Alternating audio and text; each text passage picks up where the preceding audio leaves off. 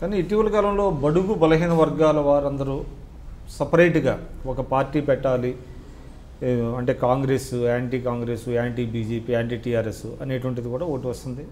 అంటే మీ ఎందుకు కాంగ్రెస్ పార్టీ ఆ వర్గాలని మీరు క్యాచ్ చేయలేకపోతున్నారు? మీరు ఒకవేళ ఆ పార్టీ పెడతారని ఎవరైనా అనుకుంటున్నారేమో, కానీ ఆ పార్టీ పెట్టడంలో ఉన్నటువంటి ఔచిత్యం ఏమిటి, అవసరం ఏమిటి, ఒకవేళ పెడితే వాళ్ళ లక్ష్యాలు ఏమిటి, సిద్ధాంతాలు ఏమిటి అనేది చూస్తే మనం మాట్లాడగలం. కానీ ఒకవేళ ఇవి సిద్ధాంతాలు అనుకుంటే వాటన్నిటిని నెరవేర్చే పార్టీ ఒకటి కాంగ్రెస్ పార్టీ ఉండగా there is no need to go for a separate party of weaker sections. Congress party itself a weaker section party, downtrodden party, grass root level party, farmers party, workers party, labour party. ఈ రకంగా ఉన్నప్పుడు ఎక్కడైనా lapses ఉంటే yes, Sampath Kumar దగ్గర lapses ఉందంటే no, you are doing well, but some lapses are there అని చెప్తే ఆ ల్యాప్సెస్. కాంగ్రెస్ పార్టీలో కూడా అగ్రకుల ధోరణి, అగ్రకుల నాయకత్వం ఎక్కువగా ఉండటం మూలన ఈ వీకర్ సెక్షన్స్ అన్నీ కలిసి ఒక పార్టీ ఉంటే బాగుంటుంది అనేటువంటిది కొంతమంది మేధావులు చేస్తున్నారు. దానికి కోదండరామ్ గారు లాంటి వాళ్ళు కూడా కొంత మద్దతు తెలుపుతున్నారు అనేటువంటిది ఒకటి వచ్చింది. అది మీ పార్టీలో ఏమైనా డిస్కషన్కి వచ్చిందా? అగ్రకులము లేకపోతే నిమ్న కులము అని అంటే ఎవరు నిమ్న అగ్ర మీ క్యాలిక్యులేషన్ ఉంటుందో, కానీ ఒకవేళ మీరు చెప్పే ఎస్సీ ఎస్టీ బీసీ అని అనుకుంటే నేను అగ్రకులం కాదని అనుకోను. నేను అగ్రకులం ఎందుకు? ఐ హ్యావ్ ద ట్రేడ్స్ అంటారు కదా, ఆ లక్షణాలు, ఆ ఆలోచన, ఆ విజను, ఆ థింకింగు, ఆ యాటిట్యూడ్, ఆ బిహేవియర్, ఆ క్రెడిబిలిటీ, ఆ కమిట్మెంట్ ఉన్న తర్వాత నేను కూడా అగ్రకులాన్ని. ఒకవేళ మీరు అనుకున్న కులమే అని అనుకుంటే కోదండరామ్ ఏ కులం, కిషన్ రెడ్డి ఏ కులం, కేసీఆర్ ఏ కులం చెప్పండి? అందరు అగ్రకులాలే కదండి. మీరు చెప్పే సోకాళ్ళు కోదండరామ్ ఇస్ ఆల్సో కోదండరామ్ రెడ్డి. ఎట్లా how can you define it's weaker section segment, weaker section ఇదని? ఆలోచన అట్లా ఉండాలి, పర్సన్ ఎవరైనా ఉండాలి, ఆలోచన మాత్రం డౌన్ ట్రాడన్ సెక్షన్స్ పైకి తీసుకురావాలి అనే భావజాలంతో ముందుకు పోతే that is well and good. So వాళ్ళకంటూ ఒక ప్రత్యేక పార్టీ పెట్టినా కూడా ఇబ్బంది లేదంటారు కాంగ్రెస్ పార్టీకి? కాంగ్రెస్ పార్టీకి ఏమి ఇబ్బంది? అవి సక్సెస్ కాలేదండి, మన దగ్గర కావండి. అదే అంటున్నాను నేను, తెలంగాణ సామాజిక పరిస్థితి ఆ రకంగా లేదు, అనుకూలించదు కొత్త పార్టీకి, కొత్త వ్యవహారానికి, కొత్త వ్యవస్థకు. ఏమైంది మనం చూసినాం కదా, ఎన్ని రాలేదు పోలే. ఇక్కడ ఉన్నటువంటి రాజకీయ నేపథ్యం ఆ రకంగా ఒక కొత్త పార్టీకి ఈ కుషన్ ఉన్నటువంటి రాజకీయ పరిస్థితులు లేవు ఇప్పుడు. మీరు చెప్పండి, తెలంగాణ ఉద్యమంలో నీళ్లు, నియామకాలు, నిధులు అనేటువంటిది ప్రధాన భూమిక పోషించింది.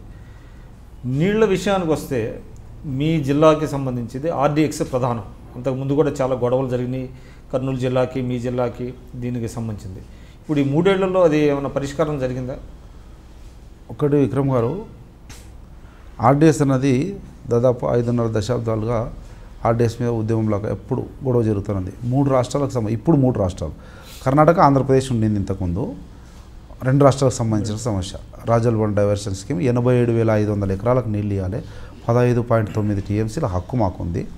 అది ఏనాడు కూడా అంత రాలేదు. అప్పుడు ఎప్పుడో చిన్న ఉన్నప్పుడు మేము కొద్దిగా వచ్చిందేమో, కానీ ఇప్పుడు మాత్రం ఒక 30-40 సంవత్సరాల నుంచి రావట్లేదు. 5, 6, 7 టీఎంసీల కంటే ఎక్కువ రావట్లేదు. సగానికి సగం మనం నష్టపోతూ ఉన్నాము. బీడు పొలాలు అవుతున్నాయనే దాని మీదనే ఎన్నో రకాల పోరాటాలు జరిగినాయి.